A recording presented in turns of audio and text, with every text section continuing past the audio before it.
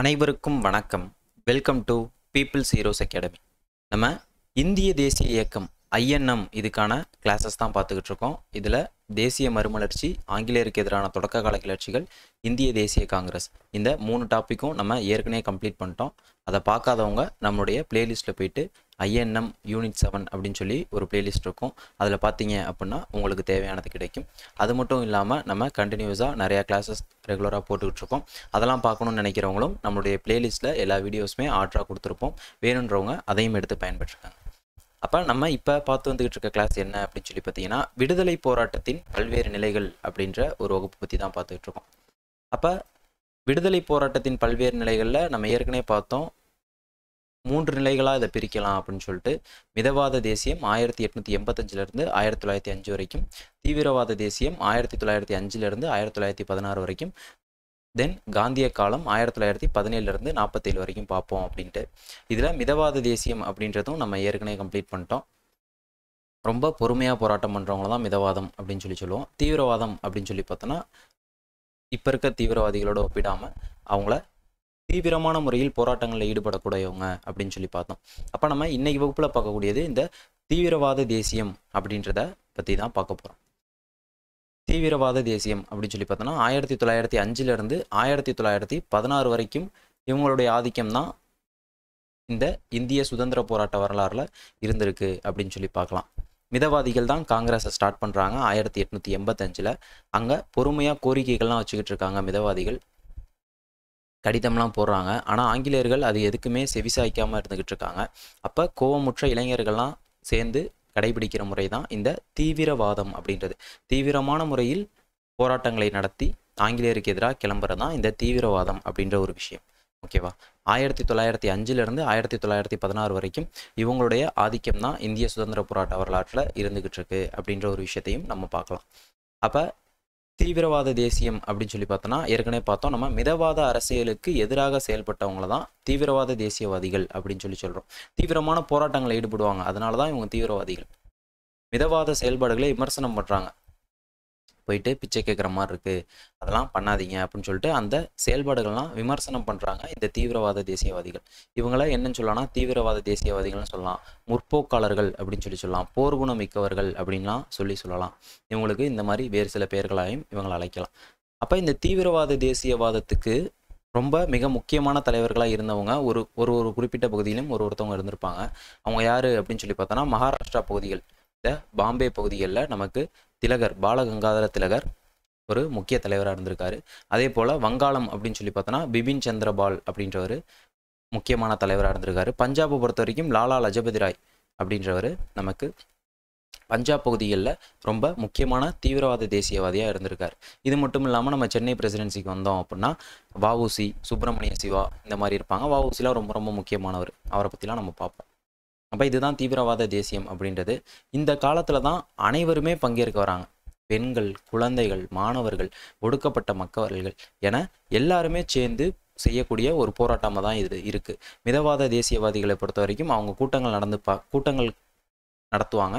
அதில் நிறைய பேர் கலந்துப்பாங்க. அந்த நிறையா பேர் எல்லாருமே யாராக இருப்பாங்கன்னா படித்த உயர்ஜாதியினராக இருப்பாங்க, இல்லைனா மத்தியதர வகுப்பினராக தான் இருப்பாங்களே தவிர நார்மலாக எல்லாருமே கலந்துக்கிட்ட ஒரு கூட்டங்களாக அது எப்பயுமே இருந்ததில்லை. இப்போ இந்த தீவிரவாத தேசியம் அப்படின்ற இந்த மாதிரி விஷயங்களை தான் தேசியம் அப்படின்ற ஒரு மிகப்பெரிய எழுச்சி, தேசியம் அப்படின்ற கொள்கை, தேசியம் அப்படின்ற ஒரு வார்த்தை மக்கள்கிட்ட பரவ ஆரம்பிக்குது. நம்மளாம் ஒரே மக்கள் அப்படின்ற உணர்வுலாம் பரவ ஆரம்பிக்கிறது இந்த 1905 16 வரைக்குமான காலகட்டத்தில் தான். அப்போ இந்த தீவிரவாத தேசியவாதத்தில் நம்ம முக்கியமான நிகழ்வுகளாக என்னென்ன பார்க்கணும் அப்படின்னு சொல்லி பார்த்தீங்கன்னா, இதெல்லாம் மெயின், இதுக்குள்ளே சப்பாக நமக்கு போயிட்டுருக்கும். முக்கியமான நிகழ்வுகள் இது பற்றி தான் நம்ம கிளாஸ் பார்க்க போகிறோம். வங்கப்பிரிவினை அப்படின்ற ஒரு விஷயம் நம்ம இந்திய சுதந்திர போராட்ட வரலாறு மிகப்பெரிய ஒரு சக்தியாக உருவானதுக்கு ரொம்ப முக்கியமான ஒரு காரணமாக இந்த வங்கப்பிரிவினையை சொல்லலாம். இதுக்கப்புறம் தான் போராட்டங்கள் வலுப்பெற்றிருக்கும், இதிலிருந்து தான் வலுப்பெற்றிருக்கும், இதுதான் ஒரு தொடக்கப்புள்ளி அப்படின்னு சொல்லலாம். அதுக்கப்புறம் சுதேசி இயக்கம், இந்த வங்கப்பிரிவினை எதிர்த்து சுதேசி இயக்கம் அப்படின்ற ஒரு விஷயம் ஸ்டார்ட் பண்ணியிருப்பாங்க.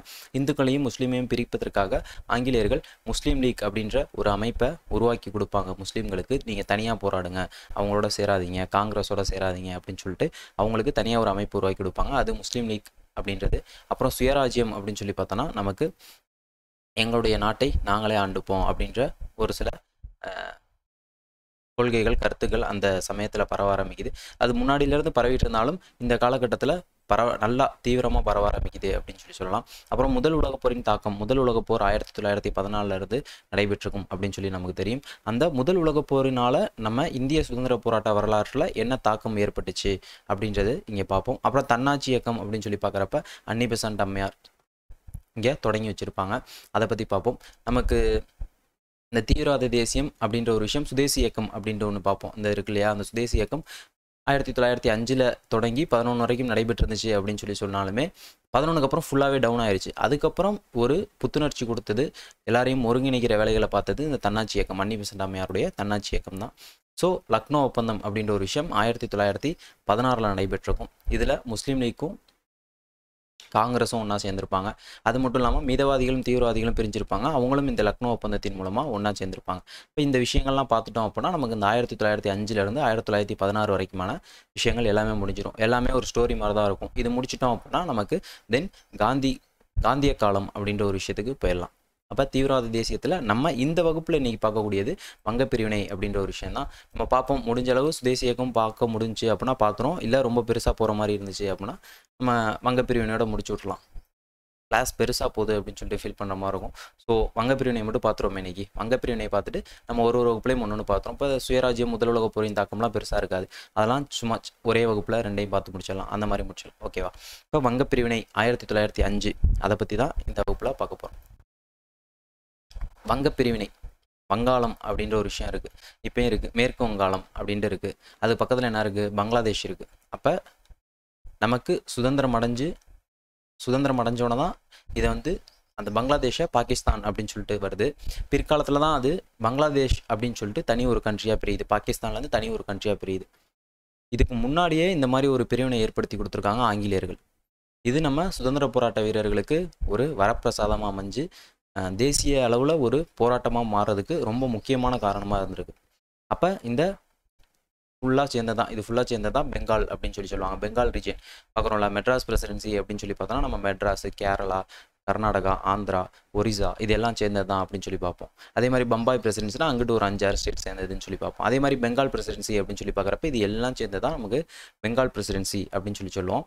இந்த பெங்காலை ரெண்டாக பிரிக்கிறாங்க. வங்காளத்தை மேற்கு வங்காளம், இப்போ இருக்கக்கூடிய மேற்கு வங்கம், கிழக்கு வங்காளம் அப்படின்னு சொல்லி இரண்டாக பிரிக்கிறாங்க. எதனால் பிரிக்கிறாங்க, இதனால் எப்படி நம்ம சுதந்திர போராட்ட வரலாறு ஒரு புத்துணர்ச்சி பெறுது அப்படின்றத பற்றிலாம் தான் இந்த வகுப்பில் பார்க்க போகிறோம். அப்போ வங்கப்பிரிவினை அப்படின்றது பார்த்துட்டோம். வங்காளத்தை ரெண்டாக பிரிக்கிறாங்க, அதனால இது வங்கப்பிரிவினை. எப்போ நடக்குது அப்படின்னு சொல்லி பார்த்தோன்னா 1905 நடக்குது. அப்போ இந்த வங்கப்பிரிவினை அப்படின்ற ஒரு விஷயம் எப்பயிலேருந்து பேசிக்கிட்டு இருக்காங்க அப்படின்னு சொல்லி பார்த்தீங்கன்னா 1806 இதுக்கான பேச்சுவார்த்தை போயிட்டு தான் இருக்குது. கிட்டத்தட்ட 100 வருஷம் கழிச்சு தான் அதை பிரிச்சிருக்காங்க. 1806 அதுக்கான ஒரு முன்னெடுப்பு எடுத்து விவாதங்கள்லாம் நிறையா நடந்துட்டு தான் வந்திருக்கு. அதுக்கப்புறம் அது அப்படியே கொஞ்சம் கொஞ்சமாக டவுன் ஆகி போயிடுச்சு. அதுக்கப்புறம் மார்ச் 1890 இந்த திட்டத்துக்கு புத்துயிர் அளிக்கிறாங்க. மார்ச் 1890. அதுக்கப்புறமும் திரும்ப டவுன் ஆயிடுச்சு.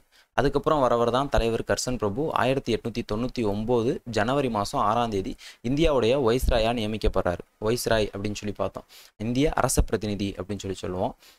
நமக்கு 1858 விக்டோரியா மகாராணி பேரறிக்கை போட்டிருப்பாங்க இல்லையா, இந்திய அரசு சட்டம். அந்த சட்டத்தின்படி இந்த பதவியை உருவாக்கியிருப்பாங்க. வைஸ்ராய் அப்படின்ற ஒரு விஷயம், கவர்னர் ஜெனரல் ஆஃப் இந்தியா அப்படின்ற ஒரு விஷயத்தை மாற்றிட்டு வைஸ்ராய் அப்படின்ற ஒரு விஷயம் கொண்டு வந்திருப்பாங்க.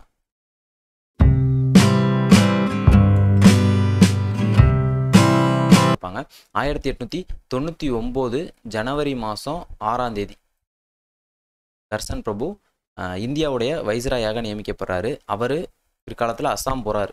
இந்த பக்கம் அஸ்ஸாம் இங்கே போகிறார். இந்த அஸ்ஸாமுக்கு போகிறப்போ இங்கே இருக்கக்கூடிய பெரும் வணிகர்கள், ஐரோப்பிய வணிகர்கள்லாம் கோரிக்கை வைக்கிறாங்க, எங்களுக்கு என்ன பண்ணுங்கள், கல்கத்தாக்கு பக்கத்தில் ஒரு கடல்வழி பாதை ஏற்படுத்தி கொடுங்க அப்படின்னு சொல்லிட்டு கேட்குறாங்க. ஒரு கடல்வழி பாதை என்ன பண்ணுங்கள், ஏற்படுத்தி கொடுங்க, எங்களுக்கு ரொம்ப சிரமமாக இருக்குது, இங்கே போயிட்டு இங்கேருந்து இங்கே எடுத்துகிட்டு வரதுக்கு, ட்ரெயினில் வரதுக்கு ரொம்ப கஷ்டமாக இருக்குது, எனக்கு என்ன பண்ணுங்கள், கொஞ்சம் பக்கத்தில் ஏற்படுத்தி கொடுத்தீங்க அப்படின்னா நாங்கள் என்ன பண்ணுவோம், இங்கேருந்து அப்படியே ஏற்றிட்டு வந்துடுவோம் அப்படின்னு சொல்லிட்டு கேட்குறாங்க.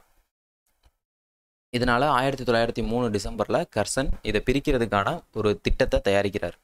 1903 ஒரு திட்டம் தயாரிக்கிறாரு. அதை கொஞ்சம் கொஞ்சம் பின்னாடி சின்ன சின்ன சேஞ்சஸ் பண்ணி ரிஸ்லி அறிக்கை அப்படின்ற ஒரு பேரில் வெளியிடுறாங்க. அப்போ ரிஸ்லி அறிக்கை அப்படின்றது எதை பற்றினது அப்படின்னு சொல்லி கேட்கலாம். ரிஸ்லி அறிக்கை அப்படின்றது வங்க பிரிவினையை பற்றி சொல்லக்கூடிய ஒரு அறிக்கையாக தான் இருக்குது. ஓகேவா?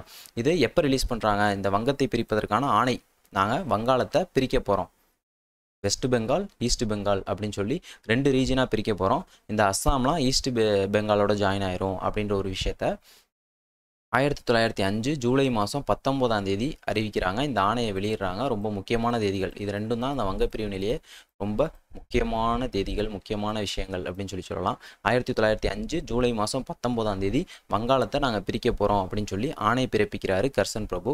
அதுக்கப்புறம் 1905 அக்டோபர் மாதம் 16 அதிகாரப்பூர்வம் பிரிச்சிட்டாங்க. இந்த தினத்தை வந்து துக்க நாளாக கடைபிடிக்கிறாங்க. நல்லா பார்த்தீங்க அப்படின்னா 1903 என்ன பண்ணுறாங்க, கர்சன் பிரபு பிளான் தயாரிக்கிறாரு. இந்த மாதிரி பிரிக்கலாம் அப்படின்னு சொல்லிட்டு ஒரு பிளான் தயாரிக்கிறாரு. அதில் சின்ன சின்ன சேஞ்சஸ் பண்ணி ரிஸ்லி அறிக்கை அப்படின்ற ஒரு விஷயத்த அதிகாரப்பூர்வ ஆணையாக என்ன பண்ணுறாங்க, இந்த வங்காளத்தை பிரிப்பதற்கான ஒரு ஆணையாக ரிலீஸ் பண்ணுறாங்க. ஆர்டர் போடுறாங்க, நாங்கள் இந்த மாதிரி பிரிக்க போகிறோம் அப்படின்னு சொல்லிட்டு 1905 ஜூலை மாதம் 19 அதை ரிலீஸ் பண்ணுறாங்க.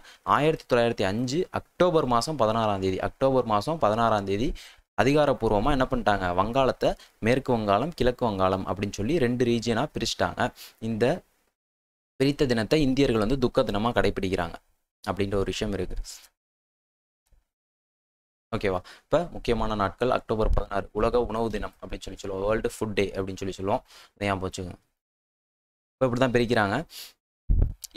இது நல்லதானே, 2ஆக பிரித்தோம் அப்படின்னா நல்லதானே. இப்போ மாவட்டங்கள்லாம் ஒரு மாவட்டத்தை 2 மாவட்டமாக பிரிக்கிறாங்க, நல்லதான், நிர்வாகம் சுலபமாகும் அப்படின்றதுக்காக பிரிக்கிறாங்க அப்படின்றது இருந்தாலும் இதில் உள்நோக்கு நிறைய காரணங்கள் இருந்துச்சு. அது என்ன? ஃபஸ்ட்டு ஆங்கிலேயர்கள் இதுக்கு ஆதரவாக என்னென்ன விஷயங்கள் சொல்கிறாங்க அப்படின்றத தெரிஞ்சுக்கணும். ஆங்கிலேயர்கள் இதுக்கு ஆதரவாக நாங்கள் எதுக்காக இந்த வங்காளத்தை பிரிக்கிறோம் அப்படின்னு சொல்லிட்டு ஒரு சம் ரீசன் சொல்கிறாங்க. அது என்னன்னு சொல்லி பார்த்தீங்கன்னா, வங்காளத்தினுடைய சுமையை குறைக்கணும். வங்காளம் ரொம்ப பெருசாக இருக்குது, பாவம். அங்கே இருக்க அதிகாரிகள் என்ன பண்ணுறாங்க, ஃபுல் வேலைகள் பண்ணுறாங்க. ஸோ அவங்களுக்கு வேலைகள் அதிகமாக இருக்குது. இப்போ இதை 2ஆக பிரிச்சுட்டோம் அப்படின்னா இங்கே இந்த பகுதிக்கு ஒரு அதிகாரி வருவார், இந்த பகுதிக்கு ஒரு அதிகாரி வந்துடுவார். ஸோ அவங்களுடைய வேலை சுமை குறைஞ்சிரும் அப்படின்ற ஒரு விஷயத்த சொல்கிறாங்க. அப்புறம் அஸ்ஸாமுடைய முன்னேற்றம். அஸ்ஸாம் வங்காளத்துக்கு பக்கத்தில் தான் இருக்குது, ஆனால் அஸ்ஸாம் முன்னேறாமல் இருக்குது. ஸோ அஸ்ஸாமை முன்னேற்றத்துக்காக நாங்கள் என்ன பண்ணுறோம், கிழக்கு வங்காளம் பிரித்து அஸ்ஸாமை அதில் சேர்த்து விட்றோம். ஸோ அஸ்ஸாமுடைய முன்னேற்றத்துக்காகவும் நாங்கள் இந்த மாதிரி பிரிக்கிறோம் அப்படின்ற ஒரு விஷயம். அப்புறம் நிர்வாகம் எளிதாக இருக்கும், இது ஏற்கனவே பார்த்த பாயிண்ட் தான். நிர்வாகம் எளிதாக இருக்கும் அப்படின்றதுக்காக என்ன பண்ணுறோம், இந்த மாதிரி பிரிக்கிறோம் அப்படின்னு சொல்லி சொல்கிறாங்க. ஆனால் இதில் உண்மையான காரணமாக என்ன இருக்குது அப்படின்னு சொல்லி பார்த்தீங்கன்னா, இந்து முஸ்லீம்களை வந்து இதை பிரிக்கணும், இந்து அண்ட் முஸ்லீம்களை என்ன பண்ணணும், நம்ம பிரிக்கணும் அப்படின்ற ஒரு முக்கியமான நோக்கமும் இதில் ஒளிஞ்சிருக்கு. அதனால தான் இது மிகப்பெரிய ஒரு போராட்டமாக வெடிக்குது. அது எப்படி இந்த 2 ரீஜனை பிரித்தா இந்து முஸ்லீமை பிரிக்க முடியும் அப்படின்னு சொல்லி நீங்கள் கேட்கலாம். இங்கே பார்த்தீங்க அப்படின்னா இங்கே ஒரு டேட்டா கொடுத்துருக்காங்க பாருங்கள். இது வெஸ்ட் பெங்காலில் முஸ்லீம்ஸு 16.67% தான் இருக்காங்க. அதே ஈஸ்ட் பெங்கால் அப்படின்னு சொல்லி பார்த்தீங்கன்னா 58.06% பேர் இருக்காங்க. அப்போ இதுலேருந்து உங்களுக்கு என்ன தெரியுதுன்னா, இந்த வெஸ்ட் பெங்காலில் ஹிந்துஸ் அதிகமாக இருக்காங்க, ஈஸ்ட் பெங்காலில் முஸ்லீம்ஸ் அதிகமாக இருக்காங்க அப்படின்ற ஒரு விஷயம் தெரிய வருது. ஸோ என்ன பண்ணுறாங்க, 2 ரீஜனையும் தனியாக பிரித்து விட்றாங்க. இது ஹிந்துக்கள் அதிகமாக வசிக்கக்கூடிய பகுதி, இது இஸ்லாமியர்கள் அதிகமாக வசிக்கக்கூடிய பகுதி அப்படின்ற மாதிரி ஒரு விஷயமா போயிடுது. ஸோ இது அவங்களுடைய ஒரு முக்கியமான நோக்கமாக இருந்திருக்கு. ஆனால் அதை அவங்க எங்கேயுமே பதிவு பண்ணல. அவங்க பதிவு பண்ணுறதெல்லாம் நாங்கள் வந்து வங்காளத்தினுடைய சுமையை குறைக்கணும், அஸ்ஸாமை முன்னேற்றணும், எங்களுக்கு நிர்வாகம் எளிதாக இருக்கணும், இதுக்காக தான் பிரிக்கிறோம் அப்படின்னு சொல்லி சொல்கிறாங்க. உள்நோக்காக அவங்க வச்சுருந்தது இந்த இந்து முஸ்லீமை பிரிக்கணும் அப்படின்ற ஒரு நோக்கம் தான். இதே நேரத்தில் இந்த மாதிரி போராட்டங்கள்லாம் கிளம்பவும் நிறையா பேர் வேண்டாம் அப்படின்னு சொல்லி சொல்லுவோம். குடிமைப்பணி அதிகாரிகள் அப்படின்னு சொல்லி பார்க்குறப்ப அங்கே இருக்க கலெக்டர், இந்த மாதிரி சிவில் சர்வீசஸ்லாம் சொல்கிறாங்க, இந்த மாதிரி நம்ம பிரிக்க வேணாம், மொழி அடிப்படையில் வேணால் பிரிக்கலாம் அப்படின்னு சொல்லி சொல்கிறாங்க. ஆனால் மொழி அடிப்படையில் பிரித்தோம் அப்படின்னா அந்த அரசியல்வாதிகள்லாம் ஒன்று சேர்ந்துருவாங்க. மொழி அடிப்படையில் பிரித்தோம் அப்படின்னா 2 பேருக்கும் இடையில பெரிய அளவில் ஒரு பிரச்சனை ஏற்படாது. மத அடிப்படையில் பிரித்தோன்னா தான் 2 பேருக்கும் நடுவில் ஒரு பிரச்சனை ஏற்படும். ஆங்கிலேயர்கள் நமக்கு தெரியும் பிரித்தாளும் கொள்கை அப்படின்ற ஒரு கொள்கையை பின்பற்றுவாங்க. மொழி ரீதியாக பிரித்தோம் அப்படின்னா இன்னும் கொஞ்சம் ஸ்ட்ராங் ஆயிடுவாங்க. வங்க மொழி பேசுகிறவங்க இன்னும் கொஞ்சம் எல்லாம் ஒன்று சேர்ந்துருவாங்க, உருது மொழி பேசுகிறவங்க எல்லாம் ஒன்று சேர்ந்துருவாங்க. ஸோ நம்ம என்ன பண்ணணும், இந்துக்களை தனியாக முஸ்லீம்களை தனியாக தான் பிரிக்கணும் அப்படின்ற அடிப்படையில் இந்த மொழி அடிப்படையில் பிரிக்கக்கூடிய திட்டத்தை கர்சன் நிராகரிச்சிடறாரு. அது மட்டும் இல்லாமல் பாகீரதி அப்படின்னு சொல்லி ஒரு ஆறு ஓடுது, அந்த ஆறு இயற்கையாகவே இது 2ஐயும் பிரிக்கிற மாதிரி இருக்குது. வெஸ்ட் பெங்காலையும் ஈஸ்ட் பெங்காலையும் இயற்கையாகவே இந்த பாகீரதி அப்படின்ற ஒரு ரிவர் பிரிக்கிற மாதிரி இருக்குது. நமக்கு இமயமலை ஒரு இயற்கை அரணா இருந்து நம்மளை பாதுகாக்குது இல்லையா மற்ற நாடுகள்ல இருந்து. அதே மாதிரி பாகிரதி அப்படின்ற ஒரு ஆறு கிழக்கு வங்காளத்தையும் மேற்கு வங்காளத்தையும் இயற்கையாகவே பிரிச்சிருக்கு. கிழக்கு வங்காளத்தில் நம்ம பார்த்தோம் முஸ்லீம்கள் அதிகமாக இருக்காங்க, மேற்கு வங்காளத்தில் இந்துக்கள் அதிகமாக இருக்காங்க. அப்போ இது பேஸ் பண்ணி தான் கர்சன் பிரபு இந்துக்களையும் முஸ்லீம்களையும் பிரிக்கணும் அப்படின்ற ஒரு உள்நோக்கோடையும் இந்த விஷயங்களுக்காகவும் இதை பண்ணுறாரு. அப்போ இதை பண்ணுறதுக்கு முஸ்லீம்கள் எதிர்ப்பு தெரிவிக்கக்கூடாது அப்படின்ற ஒரு விஷயத்தையும் சொல்கிறாரு கர்சன் பிரபு. இப்போது இந்த மாதிரி பிரிக்கிறப்போ இப்போ ரெண்டு பகுதியும் பிரிக்கிறாங்க. அப்போ எல்லாருமே சேர்ந்து எதிர்த்தாங்க அப்படின்னா அது ஆங்கிலேயர்களுக்கு ஒரு பெரிய பிரச்சனையாக போயிடும் இல்லையா. எல்லாருமே சேர்ந்து இங்கே எக்கச்சக்கமான மக்கள் வசிக்கக்கூடாங்க. அந்த மக்கள் இந்த முழு பகுதியிலையும் நிறையா மக்கள் வசிச்சுக்கிட்டு இருக்காங்க. இவங்க எல்லாருமே சேர்ந்து ஆங்கிலேயர்களுக்கு எதிராக எதிர்ப்பு தெரிவித்தாங்க அப்படின்னா அது மிகப்பெரிய அளவிலான ஒரு பிரச்சனையாயிரும். ஸோ யாராச்சும் ஒருத்தவங்க எதிர்ப்பு தெரிவிக்காமல் பார்த்துக்கணும். அந்த யாராச்சும் ஒருத்தவங்களா யாரை சூஸ் பண்ணுறாரு அப்படின்னு சொல்லி பார்த்தோன்னா இஸ்லாமியர்களை சூஸ் பண்ணுறாரு. இப்போ இஸ்லாமியர்கள் அவருக்கு தெரிஞ்சு போச்சு, இப்போ நம்ம வங்காளத்தை பிரிக்கிறப்போ கண்டிப்பாக ஒரு போராட்டம் நடைபெற போகுது அப்படின்னு சொல்லி கர்சனுக்கு தெரிஞ்சதுனால அவர் முன்னாடியே என்ன பண்ணுறாருனா பிப்ரவரி 1904 பிப்ரவரியில் 1903 திட்டம் போட்டார் இல்லையா. அடுத்த வருஷம் 1904 பிப்ரவரியிலேயே டாக்கானா பங்களாதேஷோட கேபிட்டல், இது ஈஸ்ட் பெங்காலில் இருக்குது. இங்கே போயிட்டு முஸ்லீம் மக்கள் இதுக்கு முன்னாடி முகலாயர்கள் ஆட்சியில் இருந்தப்போ கூட அனுபவிக்காத அனைத்து ஒற்றுமைகளும் அனைத்து சலுகைகளும் கண்டிப்பாக உங்களுக்கு இந்த மாதிரி பிரிச்சிட்டோம் அப்படின்னா கண்டிப்பாக கிடைக்கும் அப்படின்னு சொல்லி கர்சன் உறுதி கொடுக்குறாரு அங்கே இருக்கக்கூடிய இஸ்லாமிய மக்கள்கிட்ட. புரியுதுங்களா? இப்போது இது ரெண்டையும் பிரிக்கணும் அப்படின்னு சொல்லிட்டு 1903 ஒரு திட்டம் போடுறாரு. இதை பிரித்தா கண்டிப்பாக பிரச்சனை ஏற்படும் அப்படின்னு சொல்லிட்டு கர்சனுக்கு தெரியும். ஸோ ஏதாச்சும் ஒரு மக்கள் இதுக்கு ஆதரவாக இருக்கணும், இதுக்கு எதிராக போராடாமல் இருக்கணும் அப்படின்ற ஒரு விஷயம் வருது. இதுக்கு ஆதரவாக இருக்கணும் அப்படின்றது ஒரு முக்கியமான விஷயமா இருக்குது. ஸோ முஸ்லீம்கள்கிட்ட போயிட்டு இதுக்கு முன்னாடி முகலாயர்கள் உங்களை ஆட்சி பண்ணிக்கிட்டு இருந்தாங்க, இப்போ காங்கிரஸ் இருக்குது, காங்கிரஸில் ஃபுல் அண்ட் ஃபுல் இந்து கண்ட்ரோல்ஸில் இருக்காங்க. இந்த மாதிரி பிரிக்கிறதுனால இஸ்லாமியர்கள் இந்த முகலாயர்கள் ஆட்சியில் நீங்கள் எந்த அளவுக்கு சந்தோஷத்தை அனுபவிச்சிங்களோ அதை விட அதிகமான சந்தோஷம் கிடைக்கும், அதை விட அதிகமான ஒற்றுமை உங்களுக்கு கிடைக்கும் அப்படின்றத ஒரு விஷயத்த உறுதியாக சொல்கிறாரு கர்சன் பிரபு. இதை அந்த இஸ்லாமிய மக்கள் ஏற்றுக்கிறாங்க. நவாப் சலீமுல்லா அப்படின்னு சொல்லி ஒருத்தர் இருப்பார், அவரை பற்றி நம்ம பின்னாடி சுதேசி இயக்கம் பார்க்குறப்ப பார்ப்போம், முஸ்லீம் லீக் பார்க்குறப்ப பார்ப்போம். அப்போ அவங்கள்ட்ட போய் உறுதி சொல்கிறதுனால ஒரு ஸ்பேஸ் மாதிரி ஆயிடுச்சா, ஓகே, இந்த மாதிரி போயிட்டு அவர் உறுதி சொல்கிறாரு. ஸோ முஸ்லீம் மக்கள் பெருசாக இதில் இதனால் ஏற்பட்ட போராட்டங்களில் கலந்து கொள்ளாமல் இருக்காங்க. இதனால் சுதேசி இயக்கம் அப்படின்ற ஒரு விஷயம் ஸ்டார்ட் பண்ணுறாங்க. அந்த சுதேசி இயக்கத்தில் இஸ்லாமிய மக்கள் பெரிய அளவில் கலந்துக்கல அப்படின்றது ஒரு கசப்பான உண்மை அப்படின்றத நம்ம தெரிஞ்சுக்கணும். இப்போ பிரிச்சுட்டாங்க, ஆங்கிலேயர்கள் என்ன நினச்சி பிரித்தாங்க அப்படின்னு சொல்லி பார்த்தோன்னா இந்து மக்களையும் இஸ்லாமிய மக்களையும் பிரிக்கணும் அப்படின்ற ஒரு விஷயத்துக்காக தான் பண்ணாங்க. ஆனால் அந்த இந்து முஸ்லீம் மக்களை பிரிக்கிறதுக்கு பதிலாக எல்லாரையும் ஒன்று சேர்க்குது.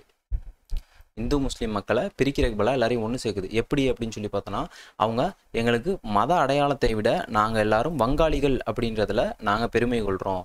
நான் ஹிந்து, நான் முஸ்லீம் அப்படின்னு சொல்கிறத விட நான் வங்காளி, நான் பெங்காலி அப்படின்னு சொல்கிறதெல்லாம் எனக்கு பெருமை அப்படின்னு சொல்லிட்டு தங்களுடைய அடையாளத்தை வங்காளிகள் அப்படின்னு சொல்லி பதிவு பண்ணுறாங்க. வங்காள ஒற்றுமை அப்படின்ற ஒரு வலுவான எண்ணம் எல்லார்ட்டையும் பரவுது. அப்போ இந்த டைமில் யார் பண்ணுறா, மிதவாதிகள் என்ன பண்ணுறாங்க அப்படின்னு சொல்லி பார்த்தீங்கன்னா மிதவாத முறையில் எதிர்ப்பு தெரிவிக்கிறாங்க. நிறையா அந்த துண்டு பிரசுரங்கள் கொடுக்கறது, இந்த மாதிரி விஷயங்கள்லாம் ஈடுபடுறாங்க. அதே மாதிரி நம்ம சுதேசி இயக்கம் ஸ்டார்ட் பண்ணியிருப்பாங்க, சுதேசி இயக்கம் அப்படின்ற ஒரு விஷயம் ஸ்டார்ட் பண்ணியிருப்பாங்க. சுதேசி இயக்கத்துலேயும் மிதவாதிகளுடைய பங்கு பெருத்தளவில் இருந்திருக்கும், அவங்க தான் தொடங்கியிருப்பாங்க அப்படின்னு சொல்லலாம். இப்போ இதுதான் வங்கப்பிரிவினை. இப்போ இதுக்குனால ஏற்படக்கூடியதான் சுதேசி இயக்கம். இப்போ இந்த வங்கப்பிரிவினை எதிர்த்து தொடங்கக்கூடியதான் சுதேசி இயக்கம் அப்படின்ற ஒரு விஷயம் ஒரு பெரிய அளவிலான ஒரு போராட்டமாக மாறுது. நாடு முழுவதும் இருக்கக்கூடிய அனைத்து மக்களுமே சேர்ந்து போராடக்கூடிய ஒரு போராட்டமாக இந்த சுதேசி இயக்கம் பிற்காலத்தில் மாறுது. மக்கள் எல்லாரையும் ஒன்று சேர்த்த பெருமை இந்த சுதேசி இயக்கத்துக்கும் தீவிரவாதிகளுக்கும் ரொம்ப முக்கியமான ஒரு விஷயமா இருந்திருக்கும். இப்போ இதுதான் வங்கப்பிரிவினை. அப்போ நம்ம பார்த்தோம் 1905 வங்காளத்தை ரெண்டாக பிரிக்கிறாங்க. எப்படி பிரித்தாங்க, அதுக்கு என்னென்ன டாக்டிக்ஸ் யூஸ் பண்ணாங்க அப்படின்றத பற்றிலாம் பார்த்தோம். நம்ம அடுத்த வகுப்பில் சுதேசி இயக்கம், இப்போ இந்த வங்கப்பிரிவினைக்கு ஆப்போசிட்டாக கிளம்புனதான், இந்தியர்கள்ட்ட இருந்து கிளம்புனதான் அந்த சுதேசி இயக்கம் அப்படின்ற ஒரு விஷயம். அப்போ அந்த சுதேசி இயக்கம்னா என்ன, எதுக்காக அவங்க ஸ்டார்ட் பண்ணாங்க அப்படின்றது நமக்கு தெரியும். அவங்களுடைய செயல்பாடுகள் எப்படி இருந்துச்சு, இதுக்கு யாரெல்லாம் சப்போர்ட் பண்ணாங்க, யாரெல்லாம் எதிர்ப்பு தெரிவித்தாங்க, ஆங்கிலேயர்கள் இதை எப்படி அடக்குனாங்க, ஃபைனலாக ரிசல்ட் என்னாச்சு அப்படின்றத பற்றிலாம் நம்ம அடுத்த வகுப்பில் பார்ப்போம். 1911 வங்கப்பிரிவினையை வாபஸ் வாங்கிடுவாங்க. 1911 நாங்கள் வங்காளத்தை பிரித்து தான் வாபஸ் வாங்கிறோம் அப்படின்னு சொல்லிட்டு சொல்லிடுவாங்க. 1905 1911 வரைக்கும் நமக்கு 2 பிரிவாக இருந்திருக்கும் வங்காளம். 1911 நமக்கு இவங்க ரிட்டர்ன் வாங்கினதுக்கப்புறம் சுதேசி இயக்கமும் ஃபுல் அண்ட் ஃபுல் கம்ப்ளீட் ஆயிரும். இப்போ நம்ம அடுத்த வகுப்பில் சுதேசி இயக்கம் அப்படின்றது பார்ப்போம். இந்த கிளாஸ் புரிஞ்சிருக்கும் அப்படின்னு சொல்லி நம்புகிறேன். புரிஞ்சிருந்துச்சு அப்படின்னா கண்டிப்பாக சப்ஸ்கிரைப் பண்ணிக்கோங்க. நன்றி, வணக்கம்.